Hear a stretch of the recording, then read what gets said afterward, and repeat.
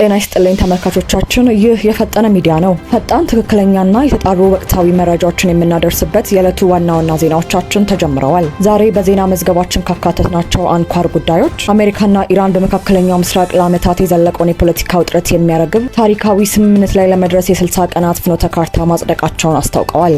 በሀገር ውስጥ ደግሞ በአዲስ አበባ ከተማ ለጉብኝት የመጡ የውጭ ሀገር ዜጎችን በኃይል አግተው በሚሊዮን የሚቆጠር ገንዘብ የጠየቁ 3 የፓኪስታን ዜግነት ያላቸው ተጠርጣሪዎች እጅ ከፍንጅ መያዛቸውን የአዲስ አበባ ፖሊስ አስታውቋል። ዝርዝሩን እንደሚከተለው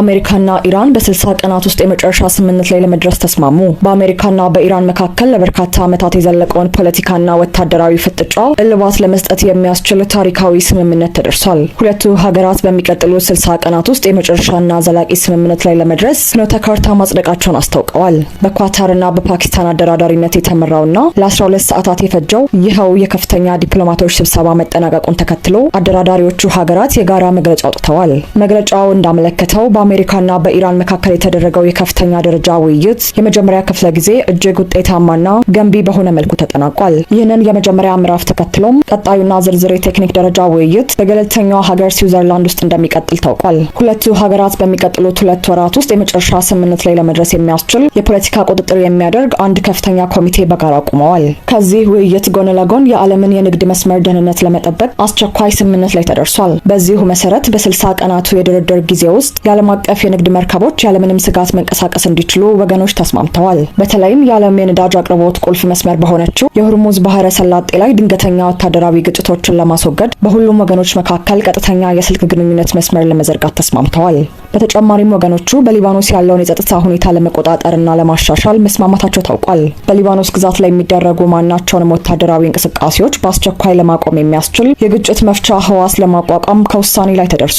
የታሪክና የጂኦፖለቲካ ባለሙያዎች እንደሚያረጋግጡት ኳታርና ፓኪስታን ቀደም ሲልም በአሜሪካና በኢራን መካከል የሚደረጉ ቀጥተኛ ያልሆኑ የዲፕሎማሲ መልእክት ልውውጦችን በማመቻቸት ረገድ ቁልፍ ሚና ሲጫወቱ የቆዩ ሀገራት ናቸው። ስዊዘርላንድ ደግሞ በአሜሪካና በኢራን መካከል የዲፕሎማሲ ጥቅሞችን የምታስጠብቅ ሀገር በመሆኗ ቀጣዩ ውይይት እዚያ መደረጉ በቴክኒክ ረገድ ተገቢ መሆኑ ተገልጿል። የሆርሙዝ ባህረ ሰላጤ የዓለም 20% የነዳጅ አቅርቦት የሚያልፍበት በመሆኑ አሁን የተደረሰው የደህንነት ስምምነት በዓለም አቀፍ የነዳጅ ገበያ ላይ ጊዜያዊ መረጋጋትን ይፈጥራል ተብሎ ይጠበቃል። ባለስልጣናቱ በሚቀጥሉ 60 ቀናት ውስጥ የሚደረገው የቴክኒክ ውይይት መስመር ከያዘ በመካከለኛው ምስራቅ ለዓመታት የቆየውን ውጥረት የሚያረግብ የመጨረሻ ስምምነት ይፈረማል የሚል ከፍተኛ ተስፋ አላቸው። የዓለምን ጂኦፖለቲካ ያረጋጋል የተባለውን የአሜሪካና ኢራን ስምምነት በተመለከተ የነበረን መረጃ ይህንን ይመስላል። አሁን ደግሞ በቀጥታ ወደ ሀገር ውስጥና ወደ ዋና ከተማችን አዲስ አበባ የጸጥታ መረጃ እንሸጋግራለን።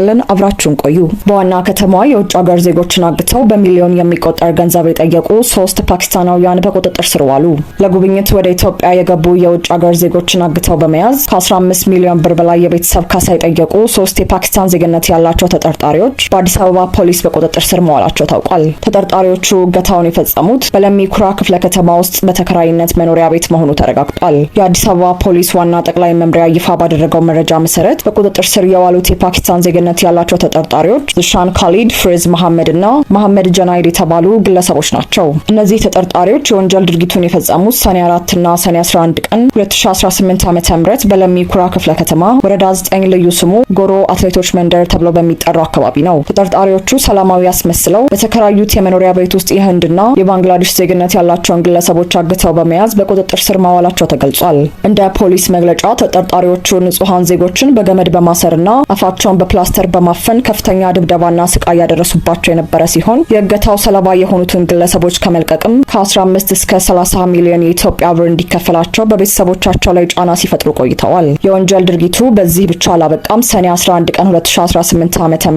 ወደ ኢትዮጵያ ለጉብኝት የገቡ 4 የህንድ ዜጎችን በተመሳሳይ መልኩ ወጥመድ ውስጥ በመክተት ካገቷቸው በኋላ ከፍተኛ ድብደባ እየፈጸሙባቸው ከ15 እስከ 25 ሺህ የህንድ ሩፒ በአስቸኳይ አስልኩ በማለት ሲያስፈራሯቸው እንደነበር የግል ተበዳዮች ለፖሊስ በሰጡት ቃል አረጋግጠዋል።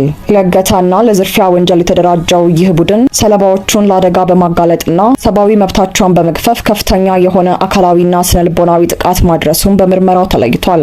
ይህ አደገኛ የወንጀል መረጃ የደረሰው የለሚ ኩራ ክፍለ ከተማ ፖሊስ ዋና መምሪያ ጉዳዩን በአስቸኳይ በመያዝ የፍርድ ቤት መያዣና የመፈተሻ ትዕዛዝ አውጥቷል። ፖሊስ ባከናወነው እጅግ የተቀናጀና ጥንቃቄ የተሞላበት ድንገተኛ ኦፕሬሽን ተጠርጣሪዎቹን እጅ ከፍንጅ መያዝ ችሏል። በቁጥጥር ስር በዋሉበት ወቅትም ለወንጀል ተግባር ሲጠቀሙበት የነበረው ቢላዋ፣ ገመድ፣ አፋፋኝ ፕላስተር እንዲሁም ከተለያዩ ሀገራት የተዘረፉ የውጭ ሀገር ገንዘቦች በኤግዚቢትነት መያዛቸውን ፖሊስ አስታውቋል።